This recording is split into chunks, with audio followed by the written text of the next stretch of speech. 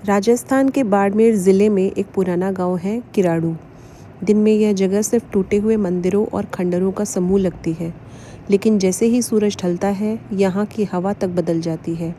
स्थानीय लोग कहते हैं कि रात में यहाँ रुकने वाला इंसान कभी वैसा वापस नहीं लौटता, और कुछ तो लौटते ही नहीं। ये कहानी साल 2018 की है। देहरादून के 4 दोस्त विवान, लक्ष्य, नीरज और कबीर भारत की हॉन्टेड प्लेसेस पर डॉक्यूमेंट्री बना रहे थे। उन्होंने इंटरनेट पर किराड़ू मंदिर के बारे में पढ़ा था। लोग कहते थे कि सदियों पहले यहाँ एक साधु ने पूरे गांव को श्राप दिया था। कहानी के मुताबिक एक साधु अपने शिष्यों के साथ इस गांव में आया था। कुछ दिनों बाद साधु यात्रा पर चला गया और गांव वालों से कहा कि उसके शिष्यों का ध्यान रखें, लेकिन समय बीतने पर गांव वालों ने बीमार शिष्यों को अनदेखा करना शुरू कर दिया। सिर्फ एक गरीब महिला ने उनकी मदद की। जब साधु वापस लौटा तो उसने अपने शिष्यों की हालत देखी तो उसका गुस्सा भयानक था। उसने पूरे गांव को श्राप दिया, सूरज ढलने के बाद जो भी यहाँ रुकेगा पत्थर बन जाएगा। उस दिन के बाद पूरा गांव खाली हो गया। विवान और उसके दोस्तों को ये सिर्फ एक लोक कथा लगी। उन्होंने तय किया कि वे रात में वहीं रुककर शूट करेंगे। शाम के करीब 6 बजे वे किराड़ू पहुंचे। चारों तरफ एक अजीब सा सन्नाटा था। रेगिस्तान की गर्म हवा टूटे हुए मंदिरों के बीच सीटी जैसी आवाज़ कर रही थी। स्थानीय चौकीदार ने उन्हें चेतावनी दी, बेटा, सूरज ढलने से पहले निकल जाना, यहाँ रात अच्छी नहीं होती। लेकिन दोस्तों ने उसकी बात हंसी में उड़ा दी। उन्होंने कैमरा सेट लगाए, टॉर्च निकाली और मंदिर के अंदर शूटिंग शुरू कर दी। शुरुआत में सब सामान्य था, लेकिन करीब 8 बजे लक्ष्य के कैमरे में बार बार ग्लिच आने लगा। रिकॉर्डिंग अपने आप बंद हो रही थी। नीरज ने मजाक में कहा, लगता है भूत को प्राइवेसी चाहिए। सब हंस पड़े। फिर अचानक मंदिर के अंदर कहीं दूर से घुंघरुओं की आवाज़ आने लगी, धीरे धीरे, जैसे कोई पत्थर पर चल रहा हो। चारों चुप हो गए। कबीर ने टॉर्च उस दिशा में घुमाई, लेकिन वहाँ तो कोई नहीं था। आवाज़ बंद हो गई। कुछ सेकंड बाद वही आवाज़ उनके पीछे से आई, इस बार बहुत पास से। विवान ने तुरंत कैमरा पीछे घुमाया और उसी पल कैमरा पूरी तरीके से बंद हो गया। बैटरी 80% थी। अब माहौल बदल चुका था। हवा अचानक से ठंडी हो गई थी, इतनी ठंडी कि रेगिस्तान में भी उनकी सांसें दिखाई दे रही थी।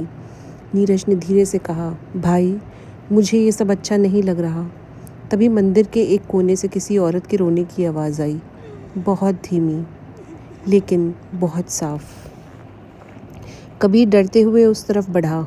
जैसे ही उसने टॉर्च अंदर डाली, उसे लगा वहाँ कोई सफ़ेद कपड़ों में बैठा है, लेकिन अगले ही पल वो आकृति वहाँ से गायब हो गई।